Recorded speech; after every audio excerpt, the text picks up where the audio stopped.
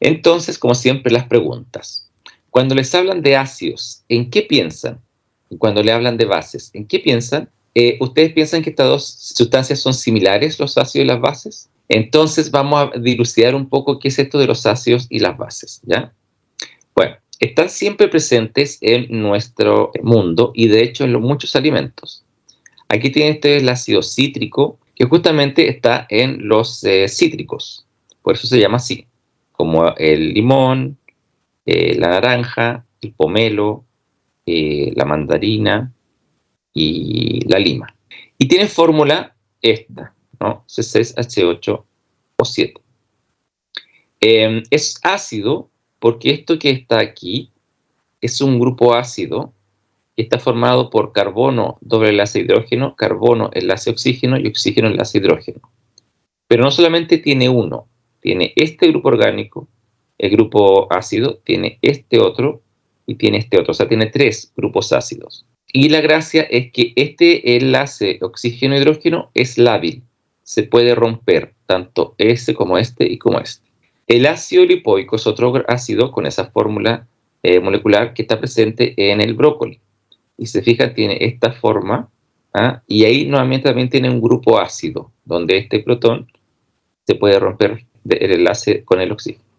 Y finalmente el ácido láctico que está en los lácteos es este y solamente tiene un grupo ácido.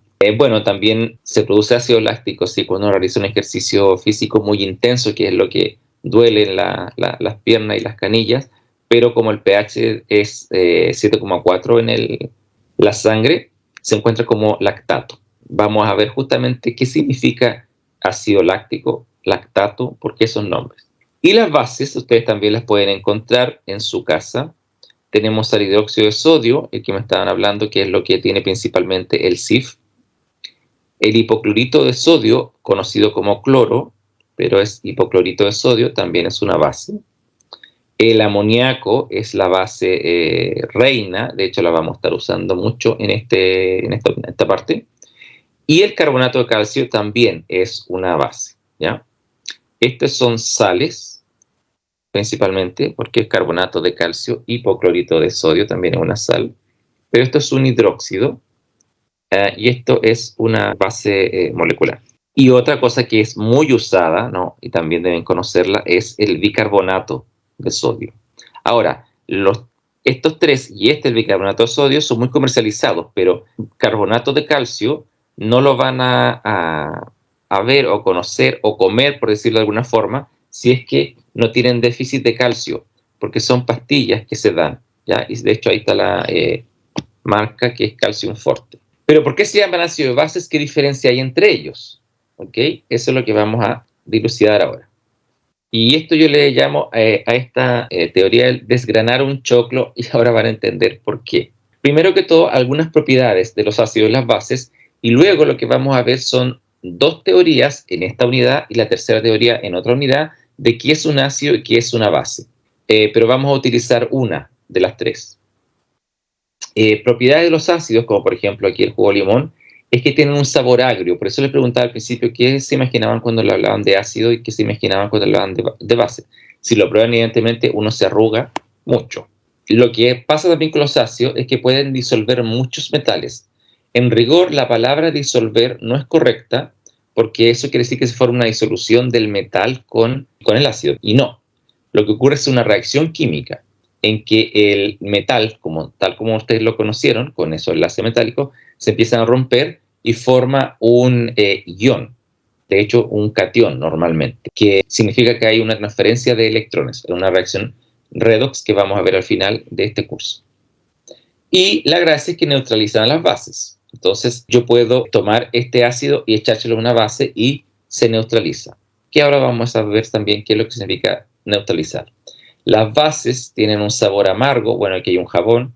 Espero que nadie le haya lavado la boca con jabón, pero cuando éramos más pequeños, bueno, a mí tampoco creo, pero a mi mamá supongo que sí, y a veces aparecen algunas caricaturas, te van a lavar la boca con jabón, porque está muy sucio, estás diciendo palabras muy feas. Entonces esas personas sí saben que el sabor del jabón es amargo. Son resbaladizas también las bases, Esa es otra característica. El jabón, evidentemente, uno se le resbala de las manos. Y la otra es que neutralizan a los ácidos. Por lo tanto, aquí hay una relación directa entre ácidos y bases. La primera teoría que vamos a conocer es de este señor Svante Arrhenius, que ya lo habíamos visto. Svante Arrhenius, la verdad, que hizo varias contribuciones. Primero en cinética, con su ecuación, que ya vieron que la constante era dependiente exponencialmente de la energía de activación, partido por la R y la temperatura. Formuló esta teoría, pero también trabajó en química atmosférica. Entonces se dio cuenta también un poco del efecto invernadero. El señor Svante Arrhenius propuso una teoría para diferenciar ácidos y bases. Y entonces, esto es lo que llamamos justamente desgranar el choclo. Estas son moléculas de yoduro de hidrógeno, como las que habíamos visto en los gases anteriormente. ¿Qué pasa con ellas? Que esto que es un gas, si ustedes lo tiran al agua, se rompe el enlace hidrógeno-yodo, que es un enlace simple, y quedan átomos dando vuelta en la disolución acuosa que son solvatados. De ahí la palabra acuoso. Entonces yo lo puedo simbolizar con esta ecuación, en que el bromuro de hidrógeno gaseoso, al tirar al agua, se separa en hidrógeno y se separa en bromuro. Y ambos, como les digo, están rodeados por moléculas de agua, de ahí que sean acuosos. Pero el hidrógeno siempre va a tener carga positiva y el resto de la molécula, como le llamo, carga negativa. En este caso, el resto de la molécula no es molécula, es un átomo de bromo, tiene carga negativa, ¿ya? Entonces aquí lo que necesitamos ahora es que ustedes empiecen a practicar separación de compuestos iónicos en agua, para saber cuál es el catión y cuál es el anión. Entonces, por lo tanto, Svante Arrhenius dijo que un ácido era el que entregaba iones hidrógeno o protones en el medio acuoso. Y siempre para estas teorías vamos a hablar que el solvente o el disolvente es agua. Y en cambio, una base como es esta que he puesto aquí, que es el hidróxido de potasio, esto es lo que ustedes verían, tiene un arreglo, si se ven como todos los sólidos cristalinos, bastante ordenado. Y entonces esto lo tiran al agua y lo que ocurre es que se separa, ¿no? Este es oxígeno unido a un hidrógeno, entonces es el grupo OH, se separa del catión, que es este morado, que es el potasio, pero el enlace hidrógeno-oxígeno no se rompe. Entonces, ¿qué es lo que dice Svante Arrhenius? Bueno, que cuando ustedes lo tiran al agua, el ion hidroxilo va a quedar solo, el ion potasio va a quedar solo, de modo que si se lo muestra una ecuación sería esto. El hidróxido de potasio sólido se disuelve en agua, bueno, se rompe la verdad el enlace, oxígeno-potasio, que es un enlace iónico, y queda el potasio solo con carga positiva y el OH solo con carga negativa. Entonces lo que dice Svante Arrhenius es que las bases serían las sustancias que en disolución acuosa son capaces de entregar iones hidroxilo, sea lo suave. Cada vez que ustedes vean un compuesto que tiene al lado izquierdo un hidrógeno, excepto el agua, eso quiere decir que es un ácido y por lo tanto cuando tengan que disociarlo van a salir siempre cada hidrógeno como H+, y el resto a lo que esté unido de hidrógeno va a salir con carga negativa. Y en este caso, el OH siempre va a ser el grupo que va a salir todo ese con carga negativa y el resto va a salir con carga positiva. En este caso es un átomo, pero podría ser una molécula que también tuviera una carga positiva. Entonces Svante Arrhenius fue así como definió un ácido y una base. Entonces es la teoría ácido y base de Svante Arrhenius. Seguimos avanzando en la historia y la teoría de Svante Arrhenius quedó corta para compuestos que sí mostraban ser bases, pero que no tenían hidroxilos en su molécula. Entonces se amplió esa teoría y aquí viene la teoría de ácidos y bases de Bronsted y Lowry, que es la que vamos a usar en este curso. Bronsted y Lowry dijeron lo siguiente: los ácidos son los que entregan protones, estaban de acuerdo con Arrhenius.